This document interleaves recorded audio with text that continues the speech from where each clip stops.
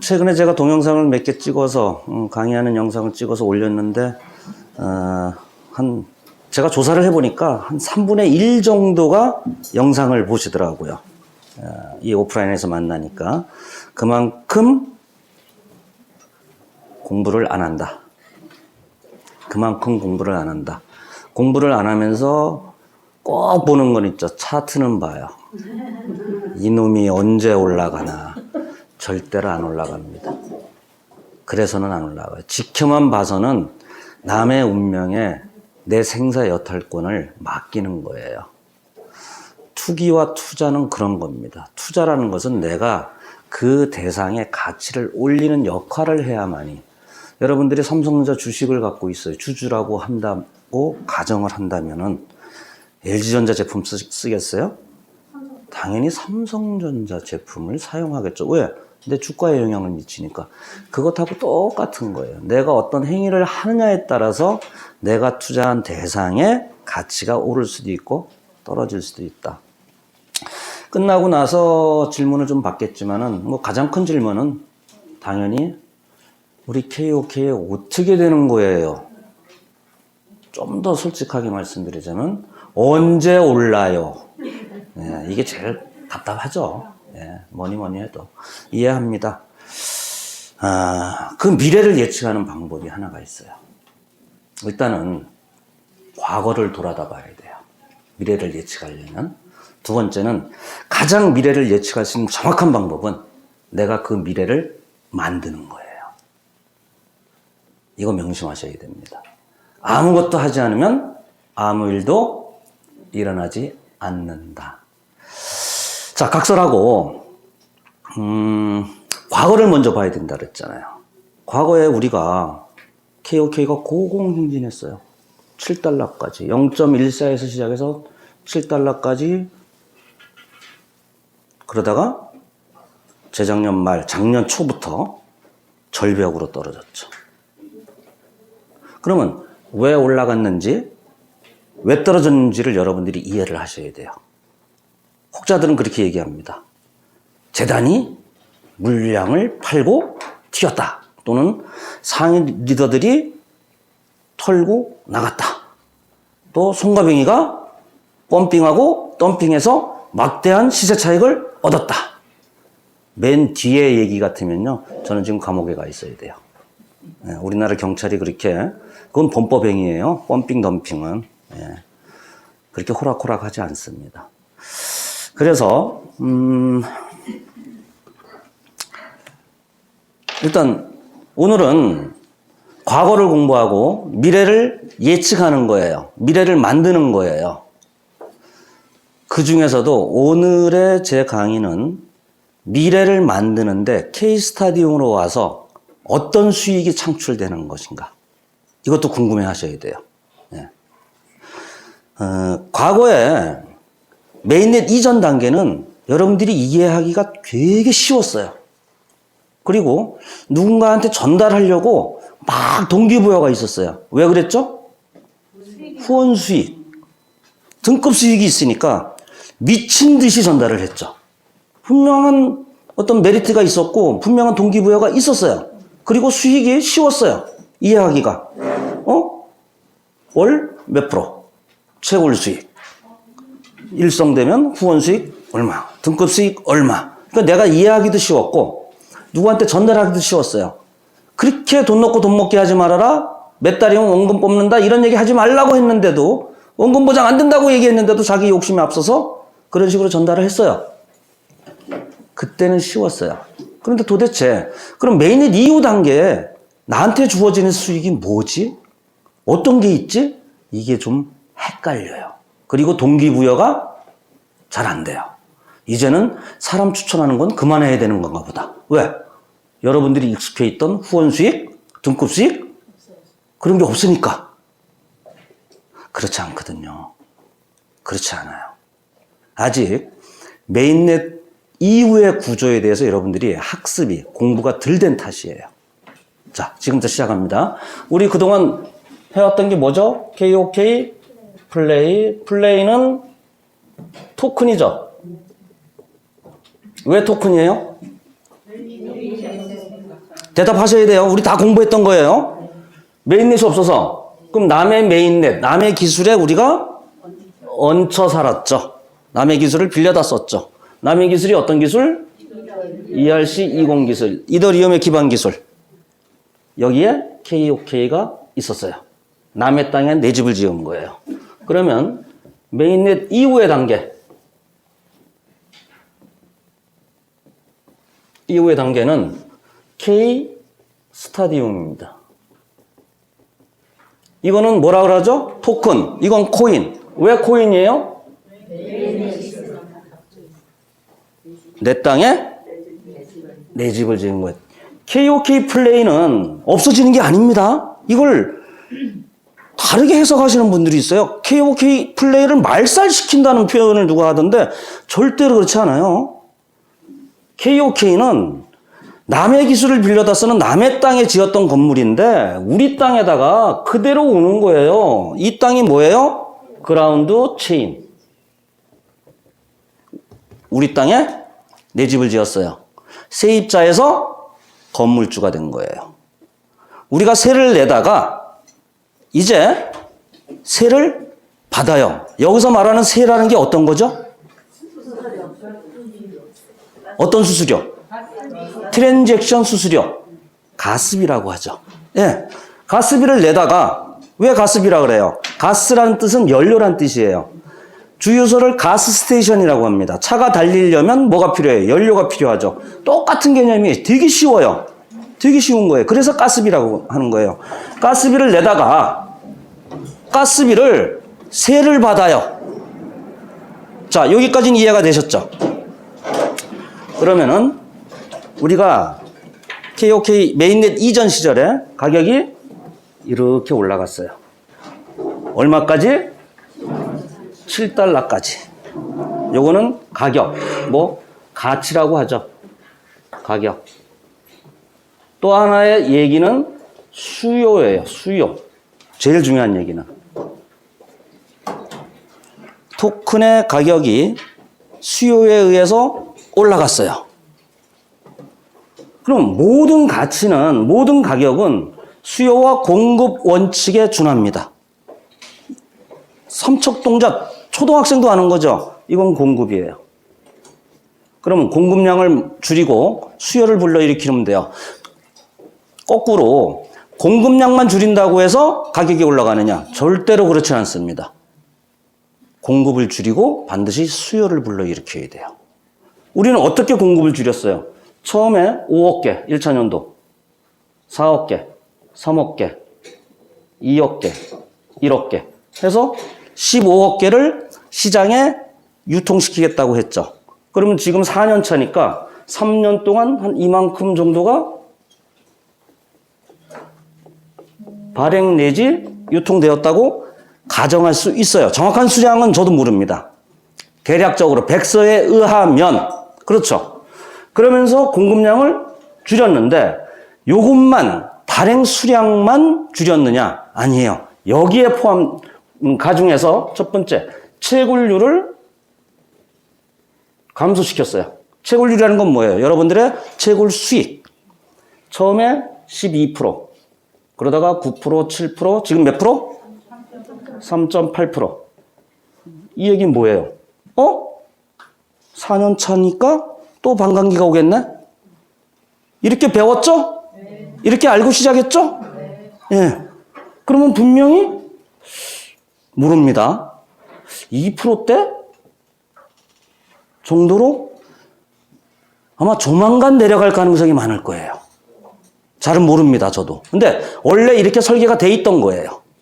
그리고 더 나아가서는 내년쯤 되면은 1%대로 떨어질 가능성도 있고, 아예 여기서 공급량이 다 차면은 아예 이게 없어질 가능성도 있어요. 여기서 끝날 수도 있어요. 즉, 점점 채굴 수익률이 떨어진다. 뭐 때문에? 공급량을 감소시키기 위해서. 두 번째, 보상이 감소가 됐다. 처음에 시작할 땐 12%에 처음에 시작할 때는 12%의 무한대까지 줬어요. 기억나시죠? 네. 그리고 그 다음에 어떻게 바뀌었죠? 25대, 7%의 25대. 그 다음에는 9%의 25대, 7%의 15대. 재작년 말에는 15대도 아예 없어졌어요. 등급수익. 급기야 작년에는 후원 수익마저 없어졌어요. 보상을 감소시킨다는 얘기는 물론 다단계적인 색채를 이제 빼겠다라는 의미도 있어요. 메인넷 이후의 단계에. 근데 그 못지않게 중요한 것은 결국에는 보상을 감소한다는 건 공급량을 더 감소시키겠다는 설계 의도예요. 세 번째. 제가 말씀드렸죠. 공급량만 계속 감소시킨다고 해서 수요가 늘어나서 가격이 올라가느냐? 절대로 그런 부분은 없습니다. 공급량 감소와 유통량 감소와 수요는 같이 밸런스가 맞아줘야 돼요. 그 결정적인 게 뭐냐? 가격 이원화 정책. 가격 이원화라는 건 뭐죠? 플랫폼 가격이 가령 7달러예요. 시장 가격이, 거래소 가격이 8달러예요. 그러면 어떻게 될까요? 신규 유저들이, 아니, 기존 유저들은 7달러에 받아서 시장에다 8달러에 갖다 팔 수 있어요. 이익이죠. 돈 되죠. 그러니까 플랫폼에 들어와요. 들어오려면 어떻게 해요? 비트나 이더를 사갖고 들어오겠죠. KOK보다는. 시장 가격이 높을 때는 플랫폼에 진입이 많아진다. 왜? 받아서 파니까 더 이익이잖아요. 받는 것도 이익인데 더 비싼 가격에 파니까.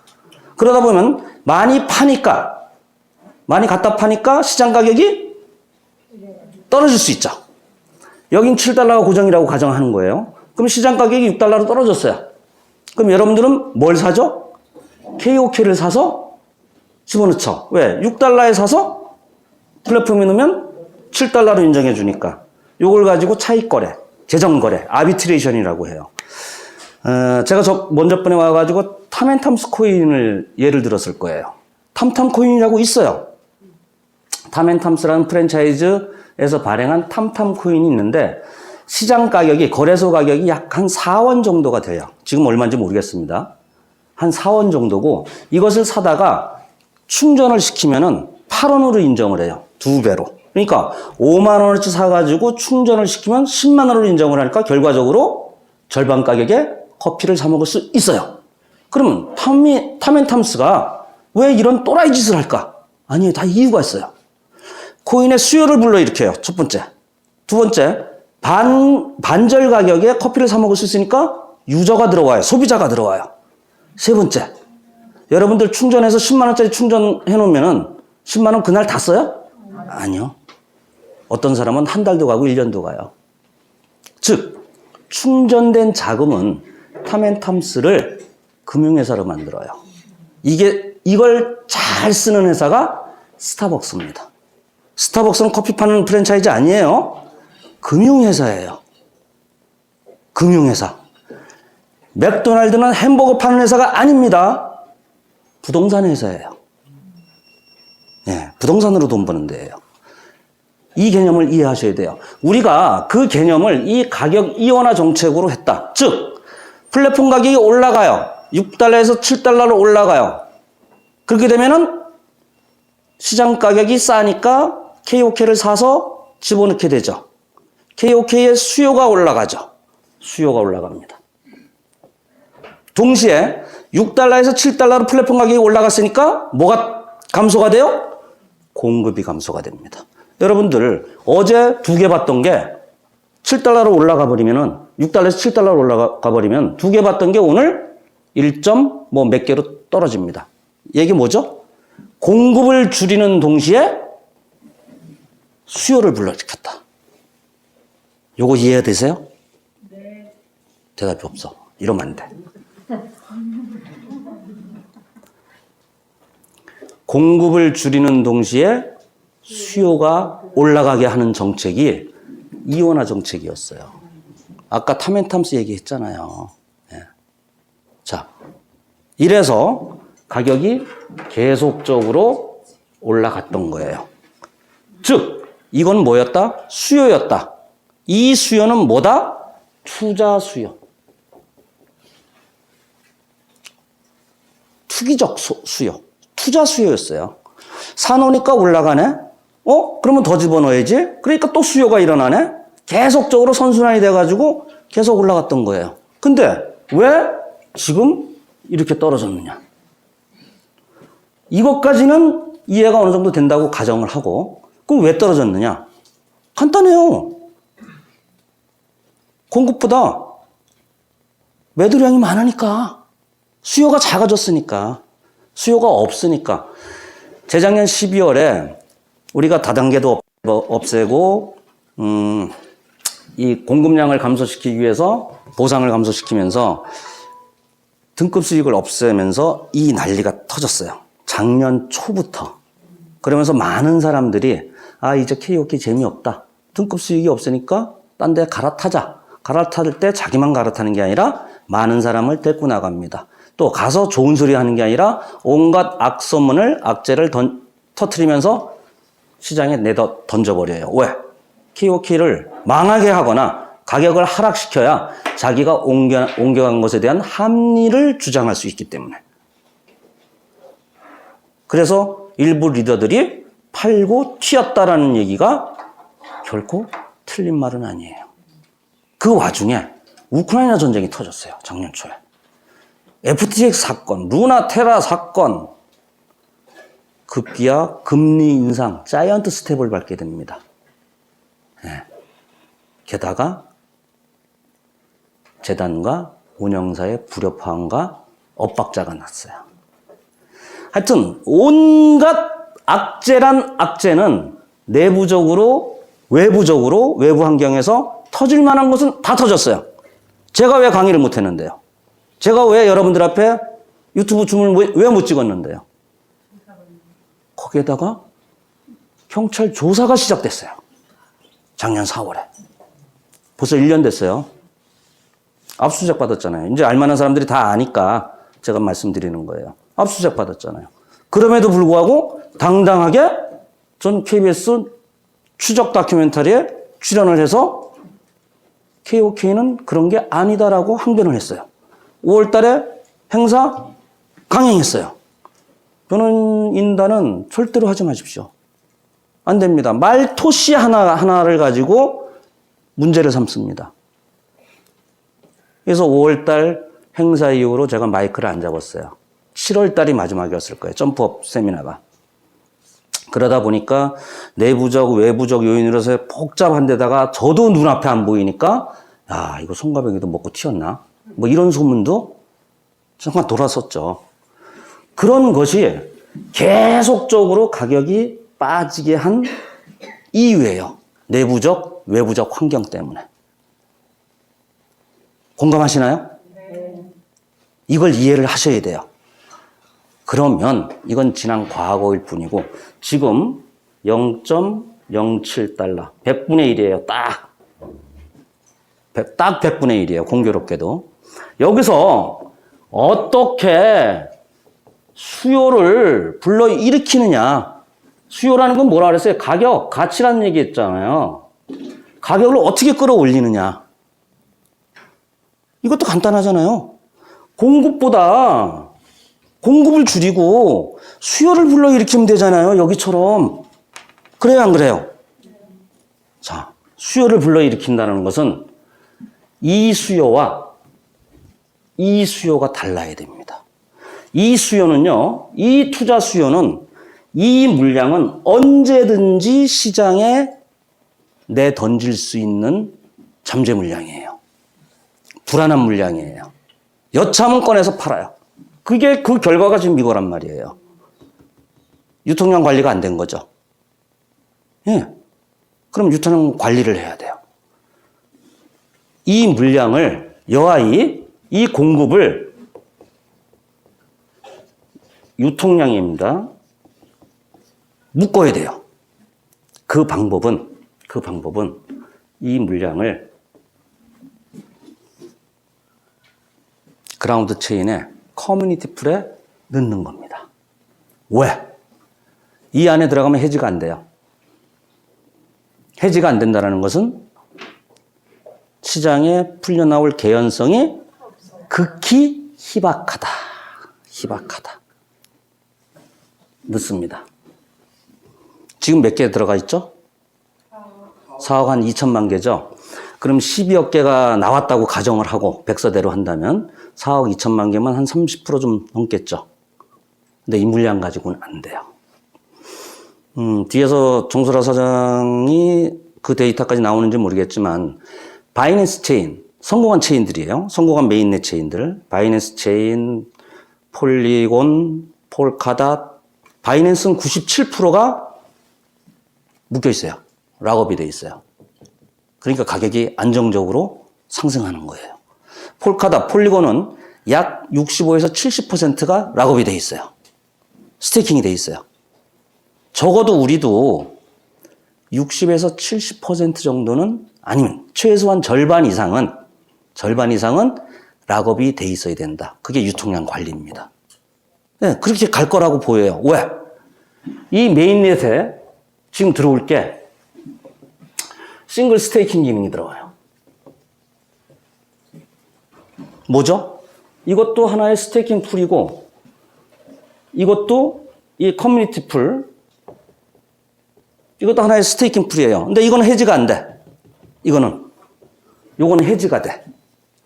즉, 여기 있는 물량이 1로 가던가 하면은 요거는 예금의 성격이에요.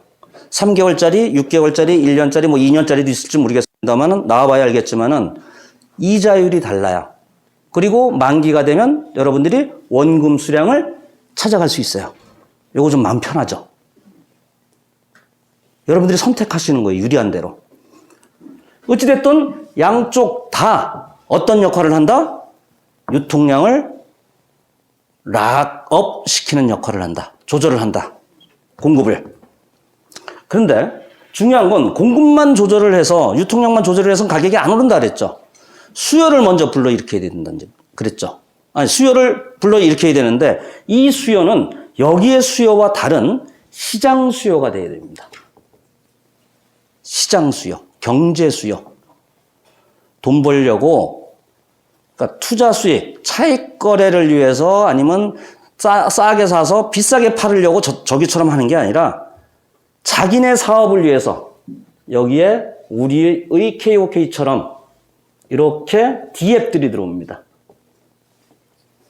D앱, Decentralized Application.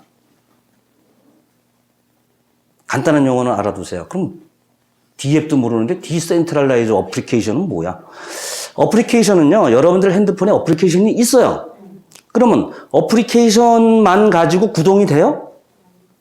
안 돼요. 어플리케이션을 구동할 수 있는 오퍼레이팅 시스템이 있어야 돼요. OS라고 합니다. 어떤 거죠? 대표적으로 iOS, 안드로이드. 그 iOS와 안드로이드가 메인넷이라고 보시면 돼요. 오퍼레이팅 시스템이라고 보면 돼요. 여기에 블록체인 메인넷에 탑재하는 것은 탈중앙화된 D앱. 탈중앙화된 어플리케이션. 그래서 D앱이라고 하거든요. 앱이라고도 하고. 그럼 한 가지 더. 게임이든 뭐 모든 콘텐츠가 이제 웹3 블록체인화 돼가고 있어요. 왜 기존에 뭐 넥슨이든 게임의 예를 들어볼게요. 넥슨이든 넷마블이든 거기서 유명한 게임들 많았잖아요. 그 게임들 그대로 장사하면 되는데 잘 먹고 잘 살았는데 왜 탈중앙화된 블록체인 게임을 왜 만드느냐? 그동안은요. 게임을 개발하고 그 플랫폼 넥슨이나 넷마블에 공급한 개발사가 있어요. 그리고 그 게임이 재밌다고 우리가 과금, 카드 결제를 하고 돈을 내서 게임을 했죠. 여기서 어마어마한 매출과 이익이 납니다. 이 이익을 누가 다 가져갔어요? 넥슨이나 넷마블, 그 플랫폼 업체가 다 가져갔어요. 즉 유튜브, 페이스북 콘텐츠 누가 올려요? 우리가 올려요. 누가 봐요? 우리가 봐요. 근데 여기서 나오는 이익은 유튜브와 페이스북의 마크 주커버그가 다 가져가요. 이게 플랫폼의 횡포고 이걸 가지고 웹2라고 합니다. 웹2. 웹1은 그냥 내가 보기만 하는 거예요. 웹2는 보고 써요. 그런데 웹3는 보고 쓰고 그 안에서 발생되는 이익을 나한테 환원을 받아요. 이걸 소유라고 합니다. 보고 쓰고 소유한다. 어렵지 않아요. 이 웹3는 웹2에서 페이스북, 카카오, 유튜브가 가져갔던 이익을 나 때문에 니네들이 돈 벌었는데 여기서 매출이 일어났는데 왜 나한테 안 돌려줘? 돌려달라고 얘기하는 거예요. 그것을 가능케 하는 기술이 뭐다? 블록체인 기술이다. 그로 웹3 이꼬로 그동안 우리가 메인 이전 단계에서 그렇게 많이 배웠던 어떤 경제? 프로토콜 경제가 웹3라는 얘기예요. 즉 이런 D앱을 만드는 개발 업체들이 그동안 넥슨이나 넷마블의 플랫폼 업체에 갖다가 공급만 했는데 이제는 내가 공급하는 데서 끝나는 게 아니라 여기서 일어나는 매출과 이익의 상당 부분을 나한테 돌려줘. 오징어 게임을 넷플릭스에서 200억 원 받고 만들었어요. 200억 원 받고 그만이었어요. 개발사들은. 그 창작한 데는.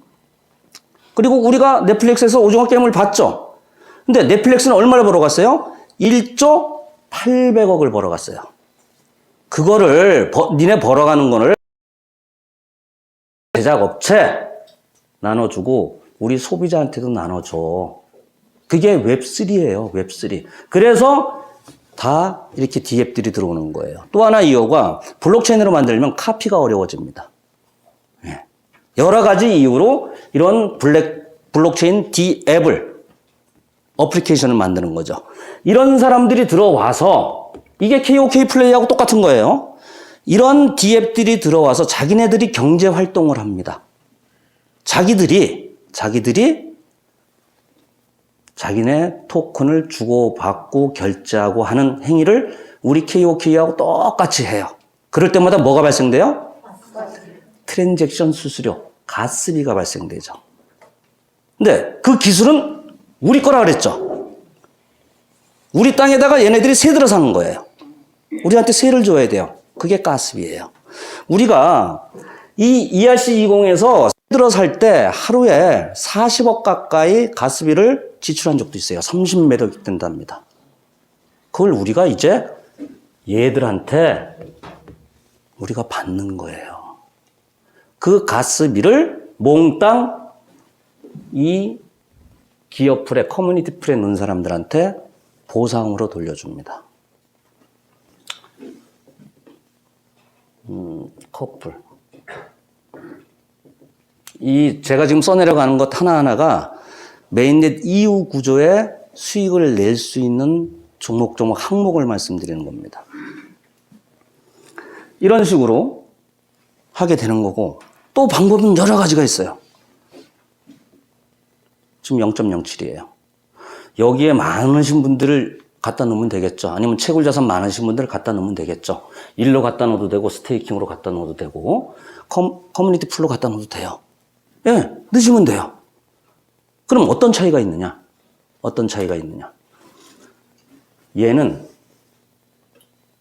단타예요. 거의의 배를 갈라서 통으로 날름 해먹는 거예요. 누가 삼계탕이라고 그러더라고요. 통째로 다 먹는다고. 알 낳는 닭까지도 다 먹는다고. 일회성이라고 보는 거예요. 오르면 판다. 해지해서 판다. 팔고 나면 더 이상 기회가 없어요. 얘는 황금알을 낳는 거위라고 표현을 하더라고요. 메인넷이 살아있는 한, 존재하는 한 계속적으로 나한테 수익이 들어온다. 그럼 도대체 수익이 얼마나 들어오는데 저쪽처럼 월 몇 프로 딱딱 떨어져야 이해가 되잖아. 그죠? 작년에 메인넷 시작할 때 제가 영상 보시면 지금 있어요. 연 100%의 수익이 나옵니다. 이렇게 얘기했어요. 그때는 맞아요. 그때는 이 수익이 이게 분모고 분자예요. 이게 보상 재원인데 인플레이션 수량이에요. 아직 가스비가 많지가 않아요. 약간의 가스비. 인플레이션 수량은 지금 몇 개죠? 1억 개. 1억 개 곱하기 20%는 운영사의 개발 수수료로 유지비로 들어가는 거고 우리가 80%를 받는단 말이에요. 1억 개 80%니까 8천만 개. 이 8천만 개를 송가병 나 혼자 1콩만 넣으면요. 8천만 개를 내가 다 먹어요. 보상 재원은 별로 달라진 게 없는데 나 혼자 커뮤니티 플래너 쓸 때 이 8천만 개를 내가 혼자 다 먹어요. 우리 둘이서 넣었어요. 내가 2개 넣고 이쁜이 사장님이 하나 넣었어요. 8천만 개를 2대 1로 나눠 먹어요. 제가 바볼에서 작년 4월 달에 1100만 개를 올인한 거 아니에요. 저 공부 되게 많이 했거든요. 그 당시에 그 자산 가액이 700억 가까이 됐었어요. 일부 빼놓지도 않았어요. 1100만 개 그대로 갖다가 올인해 버렸어요. 왜? 이 구조를 알기 때문에. 그때는 100%였어요. 연간 보상 수량이, 수익률이. 근데 지금은 몇 프로죠? 18% 정도 돼요, 평균. 많이 떨어졌죠? 왜 많이 떨어졌어요? 네, 분모가 커져서 그래요, 분모가. 즉, 이 얘기는 뭐다? 남들이 들어오기 전에 자리를 잡아야 된다.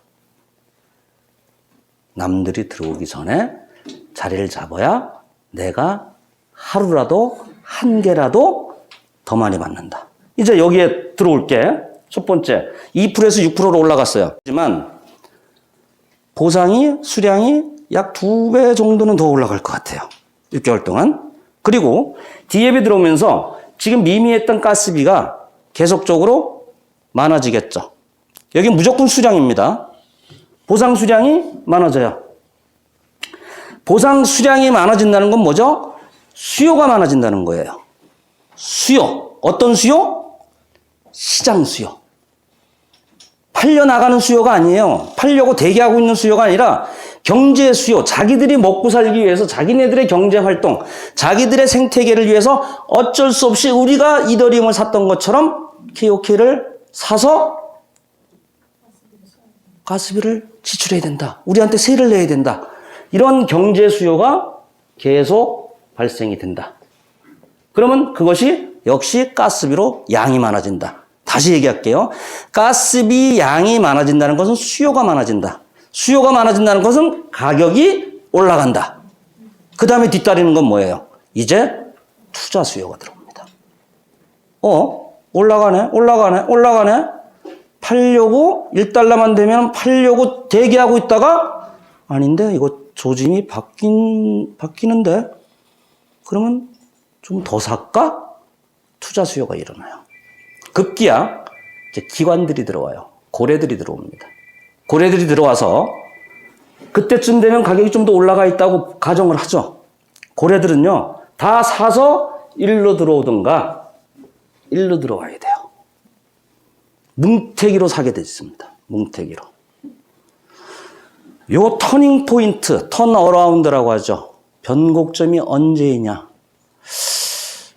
먼저 번 유튜브 미덕 때 김판정 의장께서 아주 조심스럽게 말씀하셨어요. 그렇게 될지 안 될지 모르겠는데 덱스 시점에서 턴어라운드가 되지 않겠느냐. 왜? 덱스에서 먹고 살 게 되게 많아요. 이 스테이킹 서비스도 디파이의 하나고요. 여기서 유동성 제공이라는 게 있습니다. 덱스는 탈중앙화 거래소예요.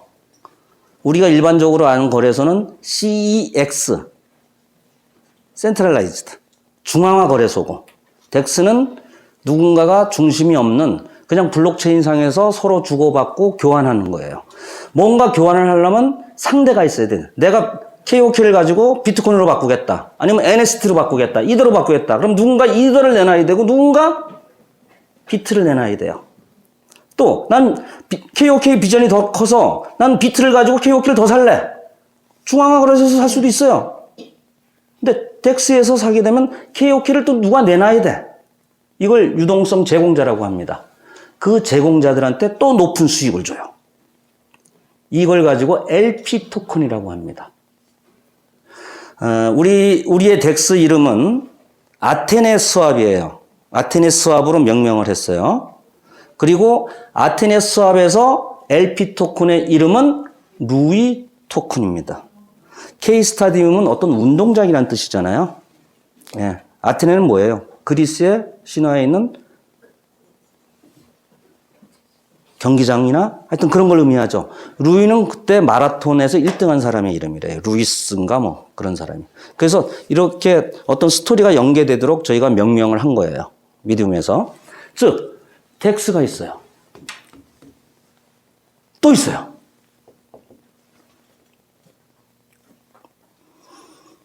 우리가 이 자금을 가지고, 이 자금을 VC 자금이라고 합니다. 이 자금을 가지고 이런 디앱에 투자를 하게 되면 얘네들도 우리한테 뭔가를 내놔야 돼요. 뭘 내놓죠? 자기네 토큰. 우리 그라운드 체인을 기반 기술로 해서 만든 자기네 생태계에 쓰는 자기네 토큰을 우리한테 에어드랍을 줘야 됩니다.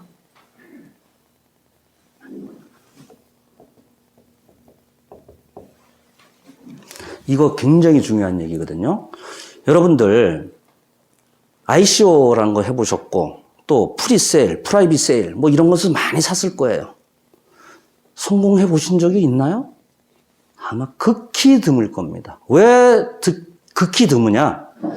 그 토큰이 진짜 생태계를 만들어서 가치 상승을 할지 못할지를 우리가 검증할 방법이 없다. 그런 전문성이 없다.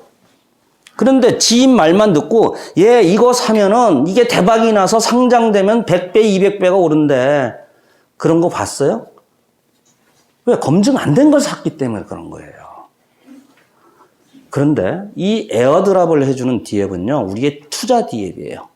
우리 돈 먹은 거예요. 미디움 돈 아닙니다. 우리 돈이에요. 우리가 여기다 갖다가 묶어놓은 VC 자금을 가지고 우리가 얘네들이라고 하면 안 되죠. 이 디앱들한테 투자를 해줘서 개발을 시키는 거예요. 그러면 우리 돈이 허공에 날아가지 않도록 미디움과 우리 투자심의위원회, 그 다음에 포럼, 그 다음에 투표 과정을 통해서 철저히 검증을 합니다. 과연 이 디앱이 성공할 가능성이 있는가 없는가를 우린 그런 검증 안 하고 샀잖아요. 그런데 이 투자의 절차는 그렇게 돼 있어요. 즉 한 번, 두 번, 세 번을 걸른 토큰이다. 그러면 성공할 가능성이 높다. 더군다나 우린 시작 초기예요. 미디움에서 NST를 1호 투자 디앱으로 선정한 이유가 있을 거예요. 많은 디앱이 지금 대기하고 있대요. 저도 연결해 준 게 꽤 많아요. 근데 그 중에서 미디움이 관심을 갖는 건 아주 극소수 컨텐츠예요. 왜 이렇게 까다로워요? 대표님 돈이잖아요. 우리 돈 아니잖아요. 우린 투자의 실패를 하면 안 되기 때문에 철저하게 객관적인 입장에서 성공 가능성을 따집니다. 이렇게 검증을 해서 올라오는 게 우리의 투자 디앱들이에요. 거기서 발행하는 게 에어드랍입니다. 즉 우리가 받은 투자 대상으로 대신 받은 에어드랍은 그 토큰 생태계가 성공할 가능성이 높다. 높다라는 얘기는 그 토큰이 상장되었을 때 가격 상승 여력이 있다. 그런가 안 그런가는 저도 두고 봐야 되겠습니다. 그런데 지금까지 경험을 여러분들이 한번 생각을 해보세요. 과연 이런 검증 과정을 거쳐서 내가 그동안의 토큰을 셀 받았는가? 아니잖아요. 여기서도 돈 많이 벌 거예요. 그런데 이게 불안해요. NST 예를 들어볼게요. 내가 NST를 갖고 있는데, 에어드랍 받은 거 갖고 있는데, 이런 이해나 설명을 안 들으면은 NST가 뭐야? KOK가 똥값이라도, 저점이라도 난 KOK가 나. 만일에 덱스에서 얼마든지 수합할 수 있어요. 교환 가치가 있습니다, 지금. 이것도 시장이에요.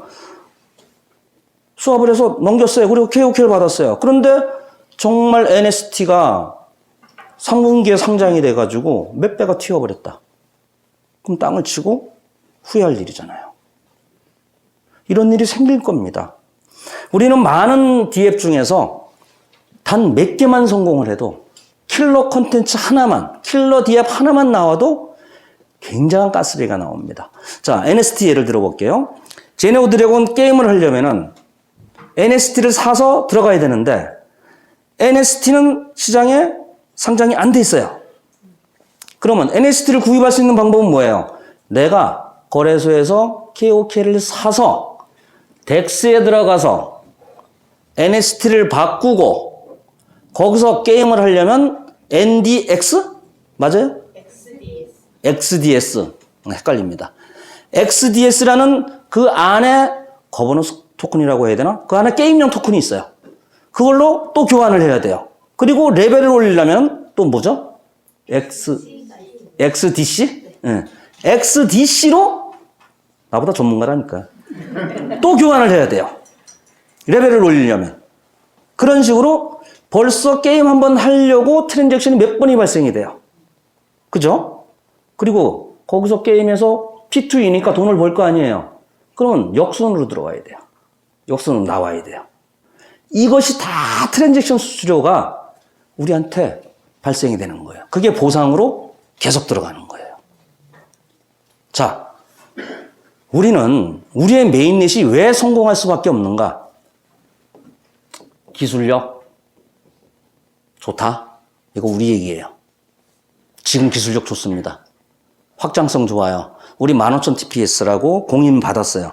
물론 베타 딱지가 떼고 오픈소스가 됐을 때 5천 이상에서 TPS가 얼마나 나올지는 모르겠습니다. 솔라나, 여러분들이 잘 아시는 솔라나도 오픈 베타예요. 그러니까 우리 메인넷이 지금 개발돼서 가동되고 있는 거예요. 언제 메인넷 오픈하나요? 이런 얘기를 제발 하지 마세요. 여기서 트랜잭션이 발생돼서 우리한테 인플레이션 수량과 가스비가 발생되고 있어요. 메인넷은 구동되고 있는 겁니다. 솔라나도 오픈 베타 버전이고 우리도 오픈 베타 버전인데 솔라나하고 우리하고 뭐예요? 솔라나는 소스 오픈을 했어요. 갖다 써요. 올해만 해도 서버 다운 또 됐죠. 작년에 몇 번 다운됐죠. 우리는 지난 1년 동안 크로징 베타, 오픈 베타 과정에서 단 한 번도 서버 다운이 된 적이 없다. 왜? 오픈 베타 딱지를 떼기 위해서는 좀 더 안정성과 보안성을 검증받고 나가야 되겠다. 상반기 안에 아마 오픈 베타 딱지가 떨어지지 않을까 그렇게 예상이 됩니다. 즉 우리의 기술력은 뛰어나다. 속도가 15,000 TPS인데 비자 카드, 마스터카드가 2만 TPS 정도가 된대요. 근데 상용화되는 것은 한 5,000 TPS 전 세계에서 동시에 1초 안에 결제하는 사람들이 한 5,000 정도. 그러니까 5,000 TPS 정도면 기술력은 크게 의미가 없다. 뭐 이렇게 말하는 학자가 있어요. 어떤 교수님이. 그러니까 속도 경쟁은 앞으로는 별 의미가 없다. 지금은 의미가 있다 하더라도. 두 번째, 가격. 가스비. 우린 100원. 100원짜리 가스비 있죠. 뭐죠? 트론. 여러분들이 전송용 토큰으로, 전송용 코인으로 트론을 쓰죠. 왜 트론을 써요? 빠르고 싸서. 이 얘기 뭔 얘기죠? 트론 대신에 TXR인가? TRX. 이걸 가지고 티커라고 합니다. 트론 대신에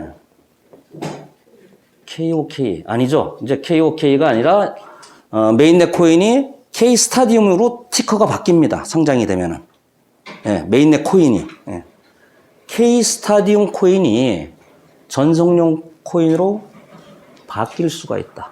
아직은 우리의 라운드 체인이 객관적으로 인지도가 없어요. 지명도가 없어요. 그리고 보안이나 안정성도 검증이 안 됐어요. 하지만 우리들로 인해서 입소문이 나게 되고 그렇게 되면은 세상 사람들이 트론을 전송용 토큰으로 코인으로 쓰다가 K 스타디움 코인이 있네? 트론보다 기술력 빠르기도 하고 더 싸. 여러분들은 빠르고 싸면 되잖아요.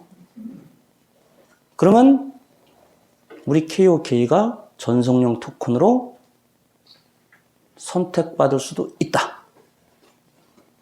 가정입니다. 하도 저한테 선동한다 그래가지고 중간중간에 이런 말씀을 드려야 돼요. 예. 근데 이거는요, 우리가 지금은 남들보다 기술적, 가격적 우위에 있을 수 있어도 기술과 가격은요, 기술 개발 속도에 따라서 뒤집힙니다. 어제 나온 기술보다 오늘 나온 게 좋고 내일 나올 게 기술이 더 좋아요. 블록체인도 마찬가지예요. 그러면 다른 체인보다 바이낸스, ERC, 폴카닷, 이오스, 폴리곤 체인 이렇게 성공한 체인들보다 우리가 그들이 갖지 않은 걸 가져야 이런 투자 디앱 말고 비투자 디앱들도 우리 걸 선택하고 올 거 아니에요. 간택을 받는 거죠. 그게 바로 이 VC입니다. 커뮤니티 풀의 VC 자금. 자, 0.1, 100원만 따져도 4억 2천만 개면 420억이에요. 근데 이게 1달러가 되면요. 4,200억이에요. 5천억이에요, 5천억. 여러분들 잘 아시는 해시드가 2019년도에 1차 시즌에 투자받은 게 1,500억인가 그거밖에 안 돼요. 2차 시즌에 2천억. 그거 가지고 블록체인 VC 역할을 하고 있어요, 해시드가. 근데 우리가 가격이 1달러만 된다 하더라도 VC 자금 얼마? 5천억. 어마어마한 돈입니다. 지금도 많아요. 0.1달러 시절에도. 500억이에요. 이 규모가 커지면 커질수록 뭐죠? 유통량이 묶여지는 거고 유통량이 묶여지면서 이 규모가 커진다는 것은 즉 더 많은 디앱에다가 투자를 할 수 있다는 것. 그러면 이 디앱들은 자기들이 먹고 살기 위해서 더 많은 가스비를 발생시킬 수밖에 없고 가스비가 발생된다는 것은 경제 수요를 불러일으켜서 가치가 상승될 수밖에 없다. 이해되시죠? 이제 10분밖에 안 남았습니다. 더 중요한 게 있어요.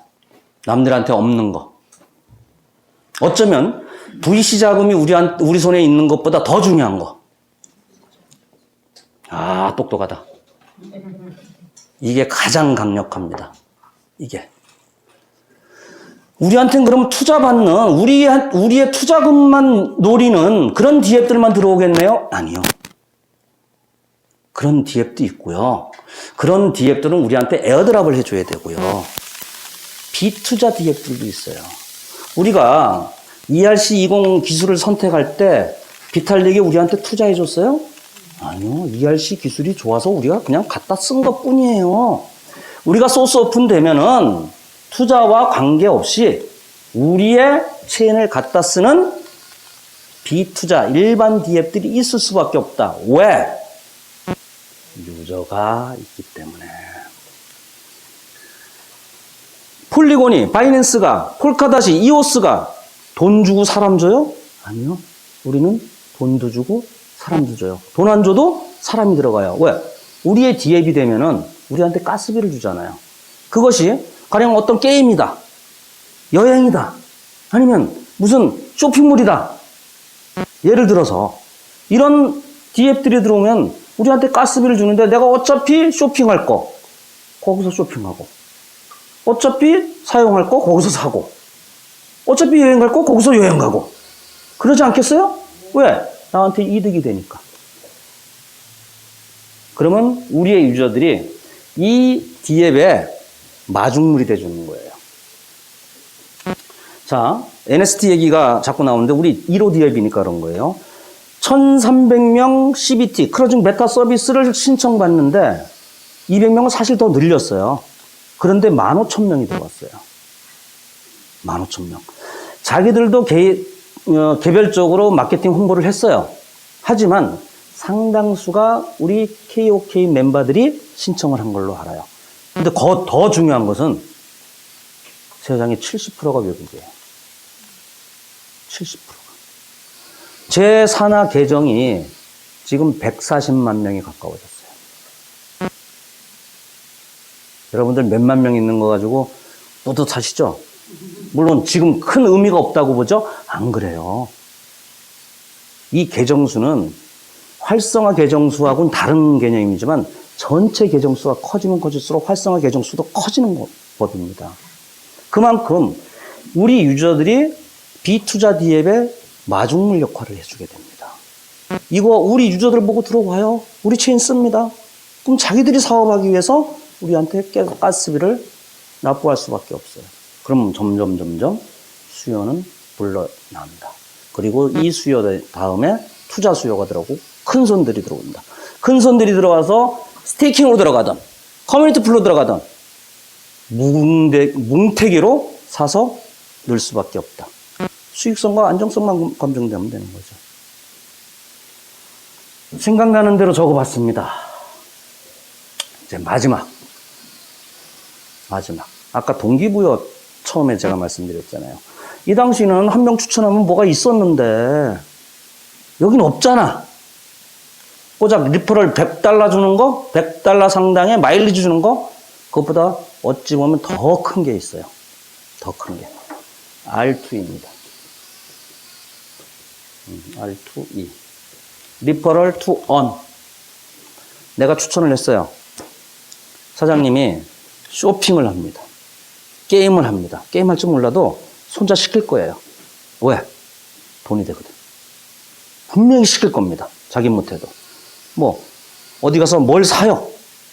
살 때마다 그 가스비가 발생이 되거든요. 가스비의 대부분은 커뮤니티 풀로 들어가요. 이 보상으로. 그런데 일부가 나한테 계속 올라옵니다. 계속 올라와요. 사용할 때마다. 가스비를 발생시킬 때마다. 화수분적인 수익이 된다. 결론적으로 메인넷 이전 단계는 양은 냄비다. 쉽게 뜨거워지고 쉽게 식는다. 메인넷 이후 단계는 가마솥이다. 내가 스테이킹이라든가 갖고 있다가 가격 오르면 팔아치우고 암탉을, 백숙을 만들어서 통째로 먹을 것이냐, 아니면 황금알을 낳는 거위로 만들 것이냐, 그건 여러분들의 판단이에요. 저는 똑똑한 사람은 아니에요. 그리고 블록체인 지식 전문가도 아니에요. 투자 분석가 더더욱 아니에요. 근데 KOK에서 어떻게 성공을 했느냐? 뭘 믿고, 무슨 백을 믿고 3천만 개를 갖다 때려 박았느냐? 저 3천만 개 넣었어요. 이 흐름을 정확히 확신했기 때문이에요. 이 흐름을 이해를 하시면 여러분들 머릿속이 맑아집니다. 제가 드리는 말씀이 틀릴 가능성도 있어요. 하지만 저는 사업을 하는 입장이기 때문에 비즈니스에서는 100% 완벽한 건 없습니다. 특히 투자의 세계에서는 가능성에 큰 투자를 한 것뿐이에요. 여러분들도 좀 더 큰 의미에서 큰 사고를 갖고 그냥 단순히 지켜보면서 미래를 예측하는 것보다 내가 어떤 역할을 통해서 내가 미래를 만들어내야 되겠다. 이런 분들이 되셨으면 합니다. 마치겠습니다.